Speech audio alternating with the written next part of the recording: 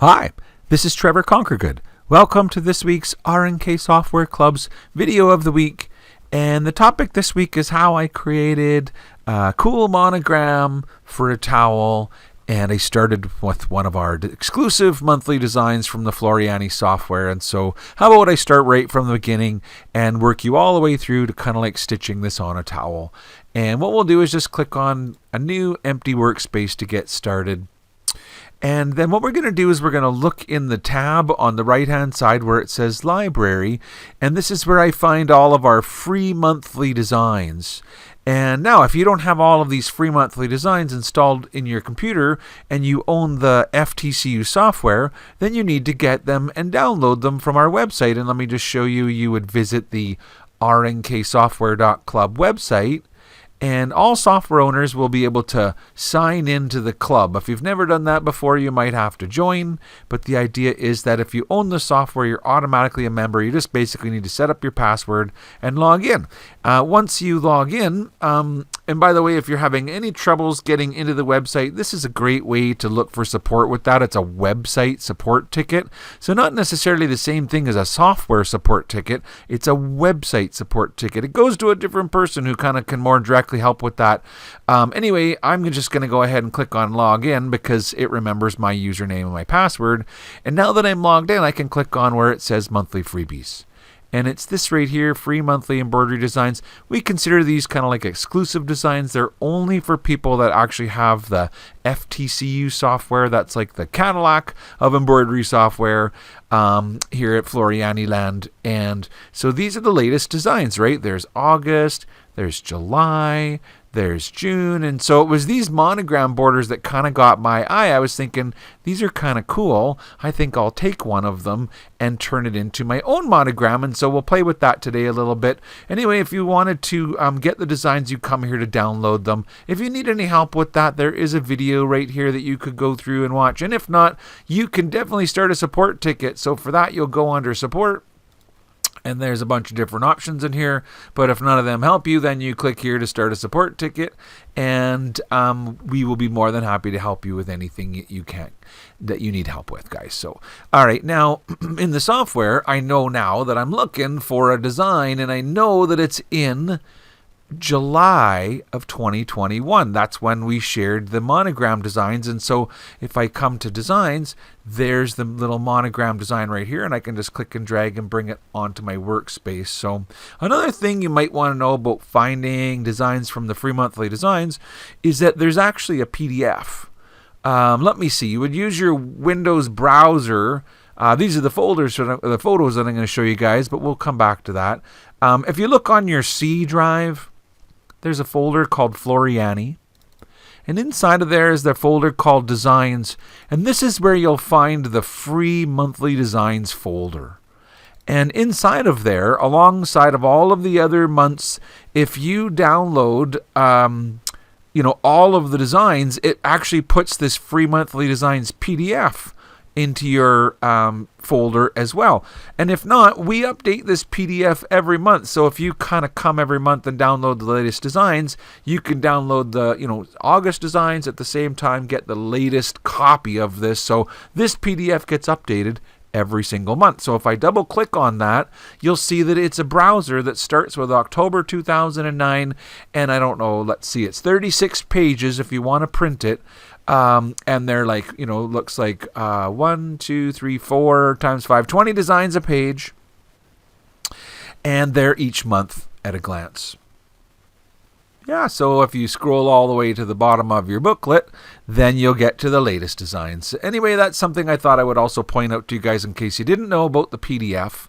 So let's go into the software, and so it's a pretty easy thing to prepare. You just got your monogram. Now you've decided to put it on a towel. And so the first thing you're going to want to do is update your text, because you weren't probably planning on making a Floriani towel, and so I thought maybe I'd make a Trevor, one for myself. And what I'll do here is when I click on it, it's all grouped together. So I'm just going to click on the ungroup button, which is going to allow me to, now I can select on the word Floriani, or on the word F, or I guess on the pieces of the crown, but I'm not going to worry about the design. we know that's going to be perfect, but we want to update the text, right? We don't want it to say Floriani. We want it to say whatever you want it to say. So I'll put my name in here. Okay, Conquergood, that's my last name. And when I click apply, it's going to take that same font and update it. But, Conquergood's a lot more letters than Floriani. And so now I have some choices. How am I going to deal with the fact that my name's so long? First of all, at very, very least, I probably want to center it. It's pretty easy to do considering if I just turn on the background grid, you can see that there is sort of like the ability to use a grid to balance things. And even if you don't use a grid, there's a ruler at the top that's 0. Like this design is sort of centered on the center of my workspace. And so if I just grab the center of the word Conquergood right here and kind of drag until up on my ruler. I'm looking at the ruler now. See the little dashing line that's kind of moving along the ruler? Well, since I've grabbed my name at the center, and when I move it back and forth, I can see approximately when I've got it centered and let go. So now I'm getting pretty close. Another thing sometimes I do is I zoom in to be accurate. And then, if you really want to help you figure out, like, is that sort of blue or black square that represents, the center of this shape? Is it on the center exactly? I'm not sure, but I can just click on my ruler on the left and drag to make a guideline. And I'm just going to put the guideline on the letters or number, 0. So now I can see, well, I'm close, but I'm not quite perfect. If you wanted to perfect it, you would need to move it over about that much more. Maybe even a bit more. And if you're tired of trying to guess how far to do it, you can nudge it. Now, if you thought maybe the arrow keys would nudge it, what you'll find out is no. The arrow keys actually pan your workspace around. And instead of panning, what you really want to do is nudge that lettering over. And so to do that, what I need to do is hold down the control key. So right now, if I hold down my control key, and now I use my right numbered arrow or whatever the arrow on my keyboard that points right, look, it's nudging, nudging, nudging. Now I think I've got it perfect and I didn't have to pick it up and click and drag. And so just know that if you want to nudge an embroidery object, let me zoom out and show you, I'll nudge it down. So if I just push the down arrow and I don't hold control, I scroll. The screen moves around. But if I hold down control and I click the down arrow, see that Conquergood is moving down and up. So you can nudge if you didn't know. Now, at this point, I'm like, well, that's great, but it just looks out of balance. So what I probably want to do is resize it. Now, the letters themselves don't necessarily need to be smaller, but they need to be more condensed. So when you click on this word, I know that you can come in your properties box and do these things mathematically. So if you wanted to make it smaller, you could type that number in the height. If you wanted to make it less than 100% of the width, you could type that in the width box. I know. But what I really like to do is do it visually. And so what I usually do is say, you know what? Look, here's a guideline. Let's set it on, what number is that? There's the number 1. It's like 1.5 kind of thing. And so I'll put another one over on the other side at 1.5. So now I've created myself sort of like a little bit of a boundary that says, I think I'd like it to fit within that space. So I can just use my handles to reshape it. And squish it, basically, is what I'm doing. And I'm making the letters be a little bit sort of more condensed. They're not as round, your letter O is more tall and narrow. But that didn't really affect the actual embroidery. In other words, there was room to make the letters smaller. They still look good, or narrower, I guess. Nothing's closing up. You can still see the center of the R, all that kind of good stuff.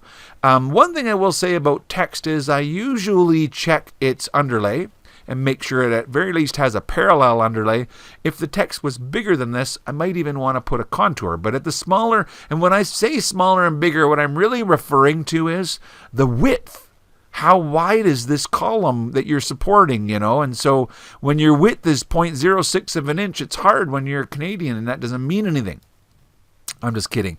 Even Americans do this. They switch to metric for the small stuff, right? It's easier to measure across and go, oh, that's 1. It's just about 1.5 millimeters wide.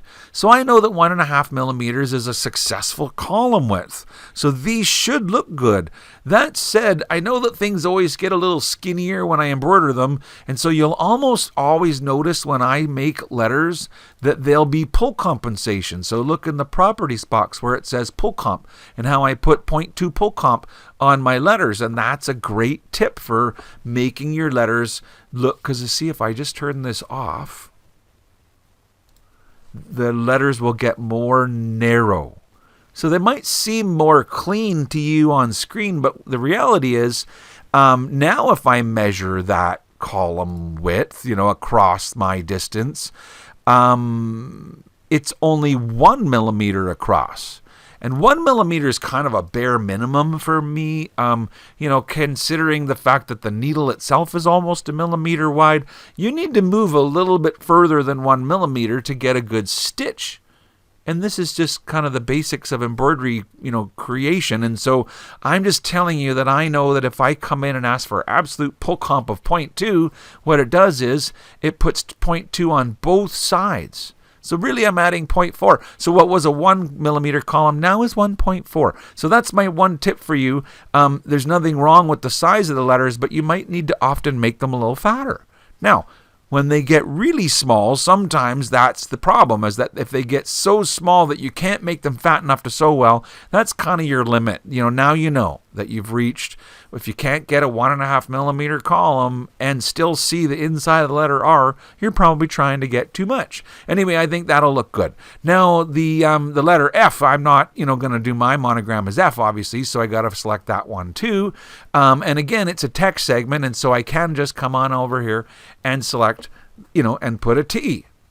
And so it can be the T towel. T's can be for Trevor, and then you can do an L for Lorna, and or whatever. Or maybe you want to do a TC in there, and fill up the space a little bit. And so if you do a TC, once again, you're probably going to have to squish it to fill, it depends on what you want to put in there. And I do a variety of things when it comes down to monogramming.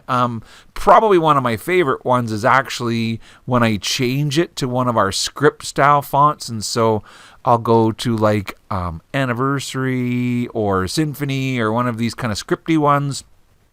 And then what I do is I make them kind of overlap each other a little bit. So you can right click and go into your edit text mode and hold on the golden handle and like bring your little letter C and make it interlock with your letter T like that.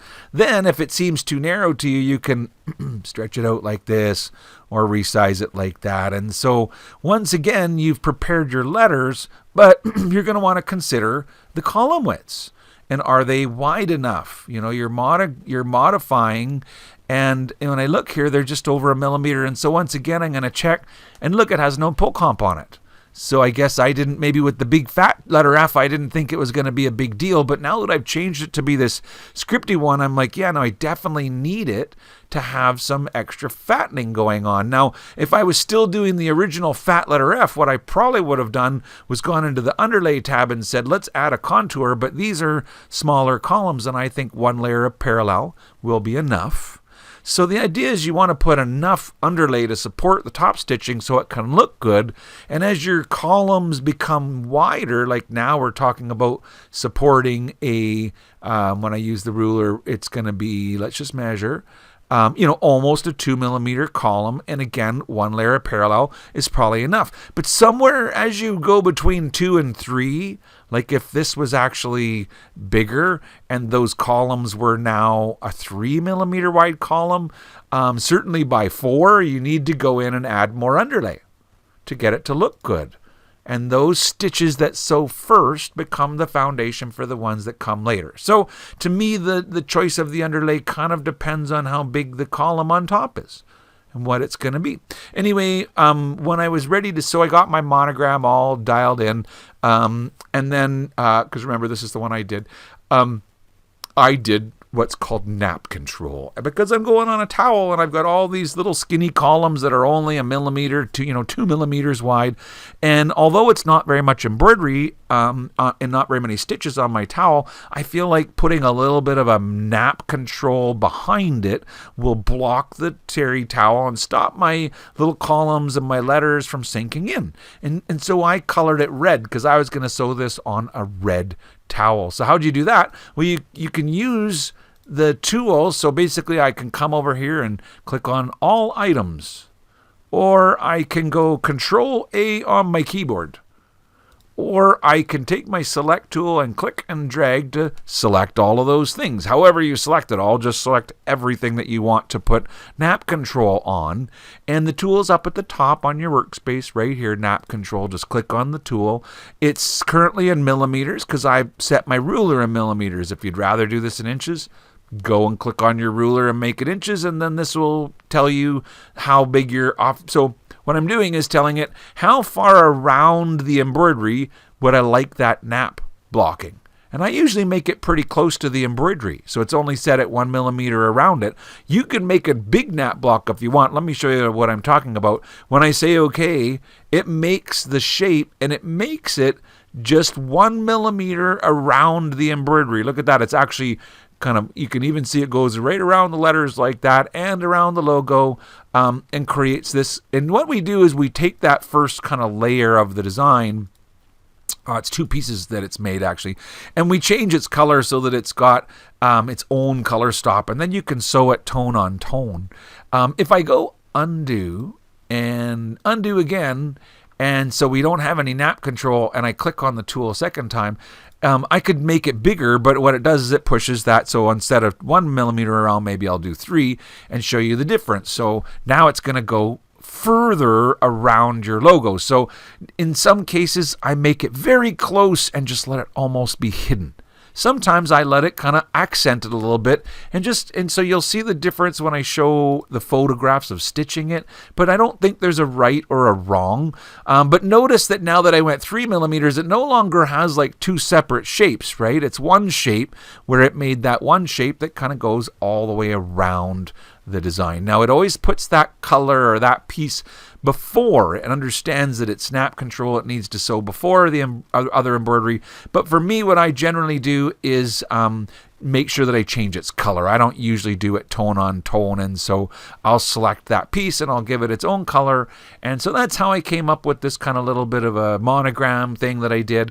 So now I'll just show you guys quickly how I made it. So basically, because the design, and this is an option for me, but stabilizer for a towel is usually one of 2 things. Wet and Gone Tacky is my invisible stabilizer for very low stitch count designs. When I get to more solid embroidery and I feel like the embroidery is going to need some stabilizer to allow the towel to remain sort of flat even after we wash it, I use the other alternative stabilizer is Perfect Stick Tearaway. Okay, Perfect Stick Tearaway has more fiber. Wet and Gone Tacky is literally water dissolving stabilizer that's sticky, and so you hoop it up with the waxy paper side facing up. You use your pin or squeeze and snip snips, and you score, and you tear the kind of waxy paper away, and you're left with a sticky water dissolving stabilizer. And now I stick my towel down, fold it in half, find the center of the towel, stick it, use your alignment mark, stick it down. Now you know it's nice and straight. Flip it open. Now that it's all stuck down on the area, before you embroider it, add a layer of topping. And for this particular design, when I use the nap control, I usually go with the Heat and Gone.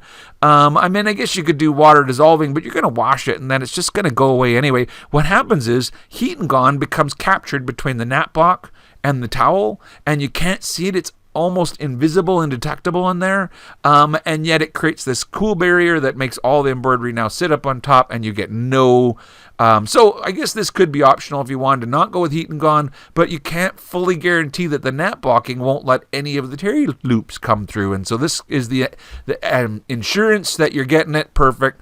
And so see what it turns out like when you just embroider both colors. You don't have to tear it off in between. Just stick it down, embroider your logo, and then tear it away way. And when you're done, it tears really easily. I know that it's called heat and gone, and so I guess there's the idea that you can use an iron to make it go away, but you don't iron it off. You tear it off. It tears very clean. If there's any little bits that don't come out of your nooks and crannies, you can put a hot iron to it and make them evaporate. That's the idea. But because it's captured, I don't have to worry about little nooks and crannies inside of all these letters and stuff like that. It actually just tears very clean around the logo. And so now I'm working on the backside. Remember, we used wet and gone tacky, and so there's the stabilizer. You can see that I've kind of taken it out of the hoop, and I'm going to start to remove, kind of peel back the stickiness to bring the stabilizer so it's no longer stuck to the towel. And at this point, I trim, and I'm using, can you see the cool scissors I've got here? These are our lace trim scissors. They've got a rounded edge that will protect your towel as you kind of move around, trimming away. You trim away as much of the wet and gone as you can. Now you wash it. So basically that's all. Oh, and before you get it wet, trim any threads. This is the back side. And so here I can see I've missed a couple. You want to trim as much of the kind of mess that happens back there away, so that the concept here is that I've used a matching bobbin thread. Notice this is the back side. It's, red and white on the back, just like it was on the front. And so the idea is now I can wash it and make that stabilizer completely go away, and I'm left with, so this is what it looks like on the backside, right? I know that my thing, it doesn't read correctly on the backside, but it looks pretty nice. Now, if the design was a solid filled in type of design, like a little snowman or something like that, I probably would have gone with the tearaway stabilizer, because the stabilizer wouldn't bother me so much, because there wouldn't be all these inside white areas anyway. The backside of your embroidery doesn't have to look perfect on a towel, but it is kind of nice if you can get it that way, especially if it's a bathrobe and they might see the inside of it or something. And that's what it looks like on the top side, you guys. And so there you have it. It's a quick and easy video about taking your Floriani free monthly designs and modifying them to create your own, I guess, bathrobe or towel monogram. So I hope you enjoyed today's video. Hope you're having a wonderful week. Until next time, bye for now.